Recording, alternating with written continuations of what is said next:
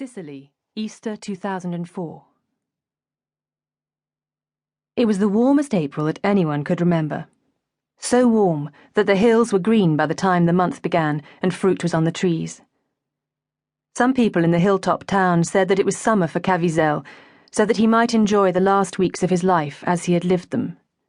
But that was only the women. The men indulged no such fantasies.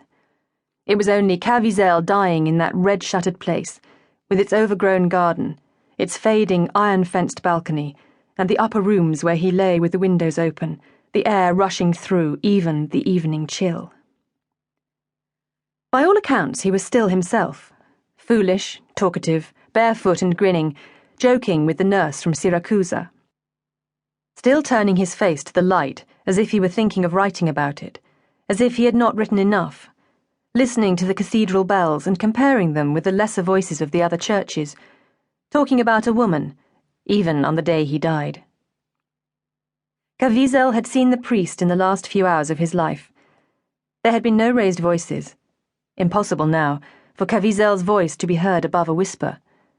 He who had sung so often, and who could dazzle any company with his talk. Caviezel who had become thin and stooped, who had been so upright and dark, no longer fired with the electricity that had made his hands move, his voice run breathlessly.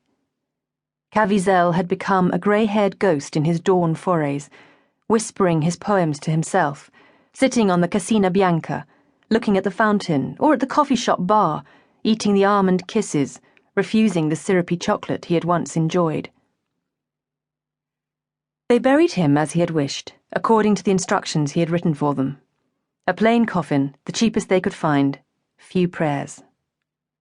There was a shower of rain, unexpected, as the coffin came out of the cathedral. The mourners held back for a moment at the great copper doors and watched the clouds race over the rooftops. Caviezel had asked for something absurd: 2 white roses on top of the coffin, and as the bier halted, they fell to the ground. A murmur ran through the church, an intake of breath. A woman pressed her hand to her throat, and the words and breaths vanished, driven upward to the roof as the rainy breeze bore inwards. The roses fell down the steps, and the sparse congregation stared at this moment of Caviezel's, this line of his verse come to life, the falling of the flowers. Afterwards, when she was clearing his rooms, his housekeeper Grazia found the book. It was held together with a plain rubber band. Once a fine leather, it had been rubbed pale red over the years. Grazia had held it on her hand, with the desk drawer wide in front of her. She was tempted to open it. Very tempted. She could see that there was more than just journal pages inside. The little book was stuffed with other papers, newsprint, from what she could guess, and thicker sheets like the kind of cartridge paper he had used for drawing. She weighed it speculatively in her hand, and wondered if it was full of secrets, like the man himself. And she thought suddenly that she might open it and find the names of people she knew, women, on the pages, that it might be thrilling for a moment, and devastating forever afterwards. So, 10 days after he had died, and 2 days after the flowers had fallen onto the cathedral steps, Grazia sat down, took a large brown envelope from the desk, and put the journal inside, with all the receipts and bills and magazines that were in the couple of drawers she emptied. She sealed it and addressed it to the lawyer, as Caviezel had asked her. Chapter 1.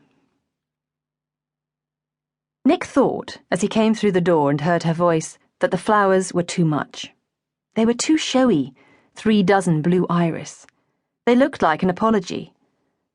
He stopped inside the door to shrug off his coat, awkwardly holding the flowers in one hand. They had been almost giving them away. The flower stall by the station in Charing Cross Road had been closing. But all the same. His wife Zeph came out of the kitchen and stood in the light from the room halfway down the hall. Joshua, their 2-year-old son, trailed her like a shadow, one end of the comfort blanket stuffed into his mouth, the rest following him, a grey bridal train. "You're late," she said. "I had to call in somewhere," he told her. He walked forward, gave her the flowers, and kissed her. He looked down at Joshua, then back at her.